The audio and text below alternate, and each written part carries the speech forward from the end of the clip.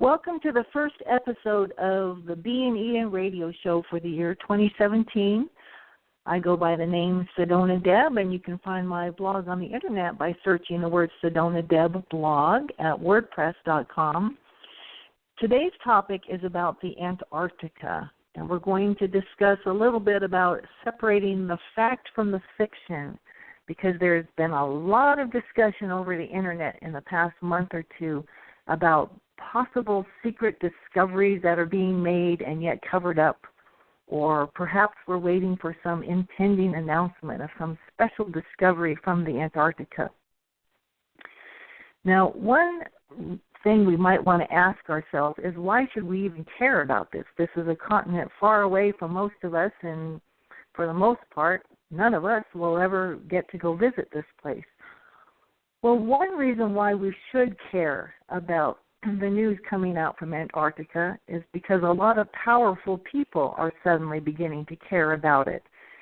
Last year saw the surprise visit of men as unexpected as the highest-ranking member of the Russian Orthodox Church making a sudden visit down there.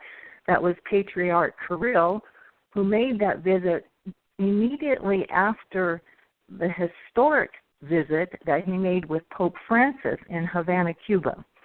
Now, his visit was publicly documented, and there's certainly nothing overtly conspiratorial about his visit as far as we know. But as usual, the public may not be given all of the details about that visit. Now, another surprise visit that happened just this past November was when Secretary of State John Kerry had a sudden urge to be sent down there on the precise date of the U.S. presidential election. And again, the visit is very well documented publicly. You can see the speeches and statements that he made to the researchers down there. And for all we know, there was nothing especially conspiratorial about it. It seems to have something to do with the climate change agenda that is being led by the international powers that be. But as usual, again, we don't necessarily have the full story. Now, all of those visits sort of sparked a lot of discussion on the internet about possible discoveries that have been made. Now, I will throw in another fact that has not really been openly discussed, and it's an important anniversary that we are passing through in this month of January 2017.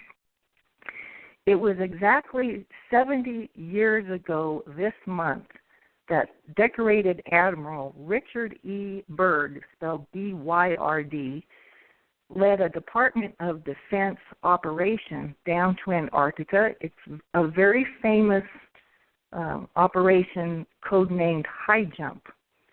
And it was supposed to be a 6-month operation, but got cut short after 2 months.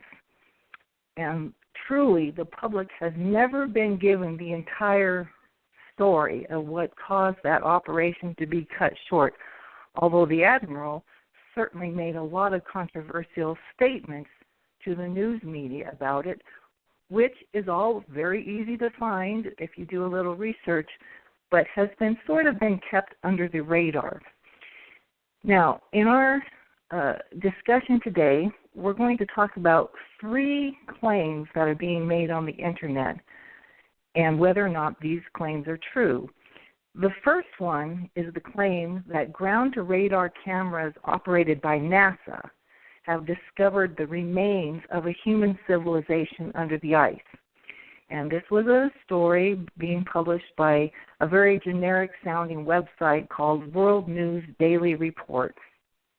And in their page, they show 2 photographs. One has a greenish tint to it, and one has a bluish tint to it. And I will have links to all of these pages in the show blog that accompanies this story. The greenish-tinted photograph is actually a picture of overhead camera shots over the country of Egypt and has nothing to do with Antarctica. The bluish photograph is a true photo from Antarctica, but it's a photo that is quite a few years old, and is not related to the current claims being made about Antarctica. So this is a claim that is a perfect example of something that may or may not be true, or maybe a story that's kind of being planted into the mainstream so that you'll think that the whole claim is a hoax and won't look any further. There very well could be remains of human civilization on Antarctica, but this claim and this photograph are not the evidence for it. Now, the second claim that has really captured the Internet's attention is this idea that pyramids from ancient civilizations have been discovered in Antarctica. And some very compelling, true photos are being passed around of mountain peaks which, when viewed from overhead, do seem to have the sheer sides of a four-sided pyramid. Now, I will say that a very excellent website known as livescience.com posted a page that does a nice job of explaining how this can be caused by natural phenomena. Apparently, the constant freezing and melting action at the Antarctica literally causes slices of slabs of rock to be carved out from the side of the mountain and will slide down the mountain, leaving the exposed surface of the mountain sort of shaped the way a pyramid side would be shaped. And if you've ever seen pictures of the Matterhorn in Switzerland, you're looking at a type of phenomena like that. It is not uncommon for natural forces like that to produce a shape that resembles a pyramid. Now, for this claim, I'm going to allow them a 10% benefit of the doubt because there are so many cone-shaped and pyramid-shaped mountain peaks all over Antarctica that they can't all have possibly been explored yet. So we can't really say for sure whether or not all of the pyramid-shaped mountain peaks in Antarctica are actual natural phenomena, or maybe there is one lone pyramid down there. And as our friend Richard Hoagland is famous for saying, you only need to find one white crow in order to prove that not all crows are black.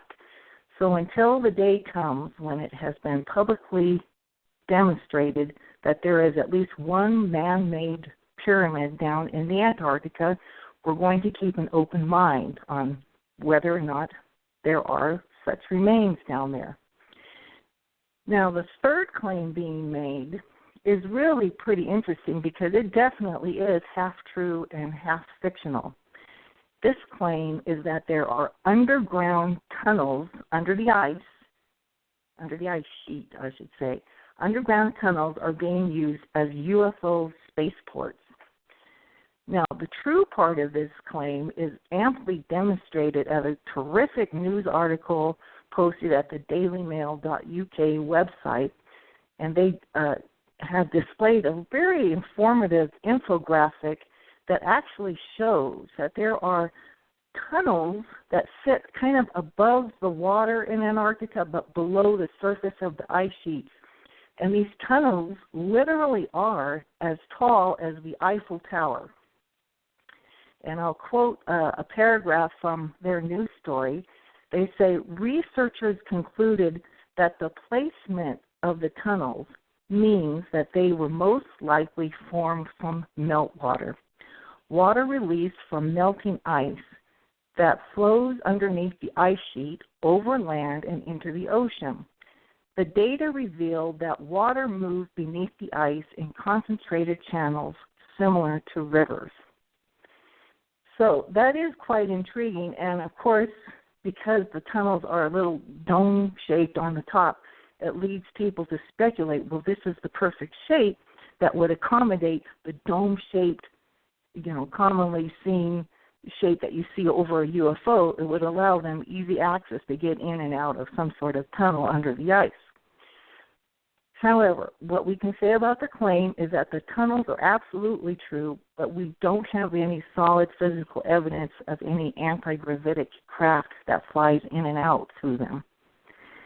Now, we're going to take a break here, but then when we come back, we'll talk a little bit about what we should expect to see in the next episode about the facts we should be looking at with respect to Antarctica.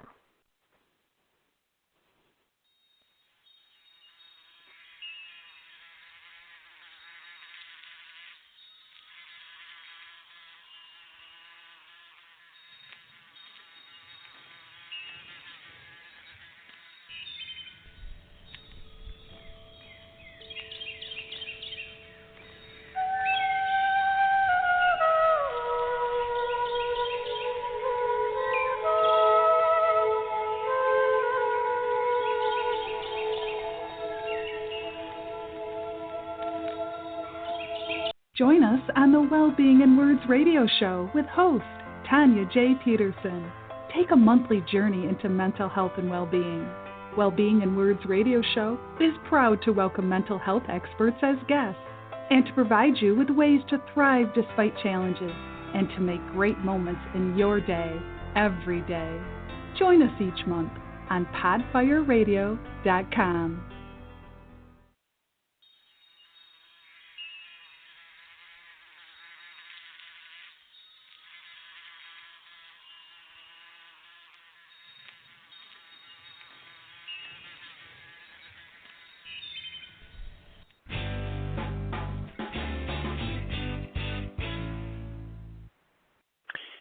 And we're back. In our future show for the Bee in Eden on the Antarctic topic, we're going to talk about a couple of discoveries that have absolutely been documented around the time of the millennium changeover, around the year 1999 and 2000. One of the most surprising discoveries was concerning the lake that is found to the south and east of the direct South Pole marker, and that's Lake Vostok, spelled like V like Victor, Ostok.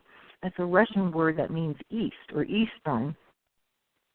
And they have discovered that the water in that lake can be as warm as 65 degrees Fahrenheit. And it's been a bit of a mystery to figure out what exactly is the heat source that is warming those waters. But we're going to save that for another episode. I do want to remind you that a lot of what we need to think about with regard to Antarctica concerns understanding the truth of what happened in 1947 when Admiral Byrd was sent on Operation High Jump to lead thousands of military personnel down to the Antarctic. And why was that operation cut short after only 2 months? That story has never been fully explained, and it does seem evident to me with the research that I've been doing that certain events began to domino from that point onward.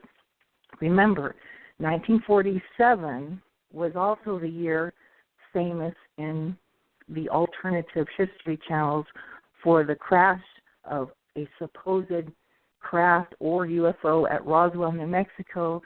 1947 also saw the inauguration of the Central Intelligence Agency and also of the United States Air Force. And it seems to me that all of these events are all connected and have led to a domino of further events through the 50s, the 60s, and here we are in the year 2017 of the rise of what we would call the deep state or the police state or just a whole lot of other things that seem to be taking control over our lives. But those are all subjects we will talk about in our next show. So for today, this is your host, Sedona Deb, buzzing back to the beehive until we all get together again.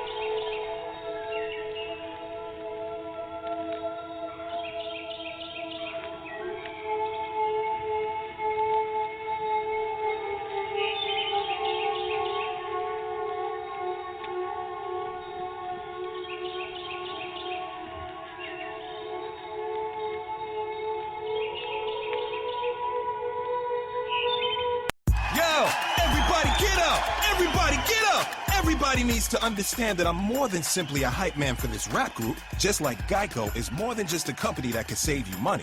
Geico also has fast and friendly claim service, so they can help you when you need it most. And while I do love being a hype man, I also love reading for children's audiobooks. Like Little Bo Peep, she lost the sheep, and she don't know where to find them. Yo! Geico. Expect great savings and a whole lot more. Why trust the parts pros at Advance Auto? Because if there's one thing they know, it's parts. Advance Auto Parts and Batteries, this is Nestor. How can I help you? Lately, when I go to accelerate, my car doesn't have the oomph it used to. Well, you could try using a fuel system cleaner. That might help. Is that part of a tune-up? People like to use it when they do a tune-up. And what all does a tune-up involve? Spark plugs, air filter, fuel filter. Wow, you really know everything. I'm going on a second date tonight. Would you go flowers or chocolates? Advance Auto Parts. We know everything about auto parts.